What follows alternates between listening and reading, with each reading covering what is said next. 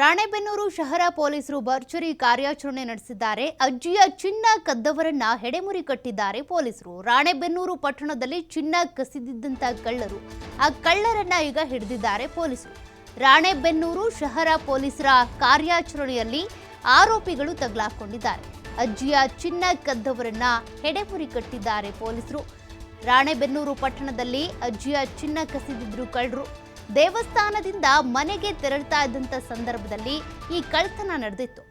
84 ವರ್ಷದ ಅಜ್ಜಿ ಸುಧಾಬಾಯಿ ಎಂಬುವರ ಚಿನ್ನದ ಸರವನ್ನ ಎಗರಿಸ್ಕೊಂಡು ಹೋಗಿದ್ರು. ಒಟ್ಟು 20 ಗ್ರಾಂ ತೂಕದ 1,50,000 ರೂಪಾಯಿ ಮೌಲ್ಯದ ಚಿನ್ನದ ಸರವನ್ನ ಕದ್ಕೊಂಡು ಹೋಗಿದ್ರು. ಅಜ್ಜಿಯ ದೂರನ್ನ ಆಧರಿಸಿ ಇಬ್ಬರನ್ನ ಪೊಲೀಸರು ಬಂಧಿಸಿದ್ದಾರೆ. ಸಂತೋಷ್ ಮತ್ತು ದ್ಯಾಮಣ್ಣ ಬಂಧಿತ ಆರೋಪಿಗಳು. ಬಂಧಿತರಿಂದ ಕೃತ್ಯಕ್ಕೆ ಬಳಸಿದಂತ ಆಟೋ ಮತ್ತು ಮೊಬೈಲ್ ವಶಕ್ಕೆ ಪಡ್ಕೊಂಡಿದ್ದಾರೆ. ಇತ್ತೀಚೆಗೆ ನಡೆದಂತಹ ಕಳ್ಳತನ ಇದಾಗಿತ್ತು.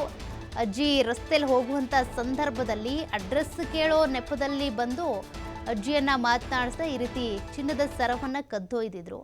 ಆ ಅಜ್ಜಿ ದೂರನ್ನ ಕೊಟ್ಟಿತ್ತು. ಅದಕ್ಕೆ ಸಂಬಂಧಪಟ್ಟಂತೆ ಪೊಲೀಸರು ಕಾರ್ಯಾಚರಣೆಗೆ ಇಳಿದಾಗ ಇಬ್ಬರು ಆರೋಪಿಗಳು ಕೂಡ ತಗಲಾಕೊಂಡಿದ್ದಾರೆ. ಸಂತೋಷ್ ಮತ್ತು ದ್ಯಾಮಪ್ಪ ಅನ್ನುವಂಥ ಇಬ್ಬರು ಆರೋಪಿಗಳನ್ನ ಪೊಲೀಸರು ಹೆಡೆಮುರಿ ಕಟ್ಟಿರೋದು. ದೂರು ಕೊಟ್ಟಂತ ಅಜ್ಜಿ ಹಾಗೂ ಈಗ ಬಂಧಿತ ಆರೋಪಿಗಳ ಫೋಟೋಗಳನ್ನು ನೀವು ಗಮನಿಸ್ತಾ ಇದ್ದೀರಾ. ಚಿನ್ನದ ಸರವನ್ನ ಎಗರಿಸ್ಕೊಂಡು ಹೋಗಿದ್ರು. ಅದಕ್ಕೆ ಸಂಬಂಧಪಟ್ಟಂತೆ ಕಂಪ್ಲೇಂಟ್ ದಾಖಲಾಗ್ತಾ ಇದ್ದಂತೆ ಪೊಲೀಸರು ಕಾರ್ಯಾಚರಣೆಗಿಳಿದಿದ್ರು. 84 ವರ್ಷದ ಅಜ್ಜಿ ಸುಧಾಬಾಯಿ ಅವರಿಗೆ ಅವರ ಚಿನ್ನದ ಸರ ಸಿಗುವಂತ ಭರವಸೆ ಈಗ ಸಿಕ್ಕಿದೆ. ಯಾಕೆಂದ್ರೆ ಅವರ ಬಳಿ ಇದ್ದಂತ ಆಟೋ ಇರ್ಬೋದು, ಚಿನ್ನ ಹಾಗೂ ನಗದು ಇದೆಲ್ಲವನ್ನ ಈಗ ವಶಕ್ಕೆ ತೆಗೆದುಕೊಂಡಿದ್ದಾರೆ ಪೊಲೀಸರು.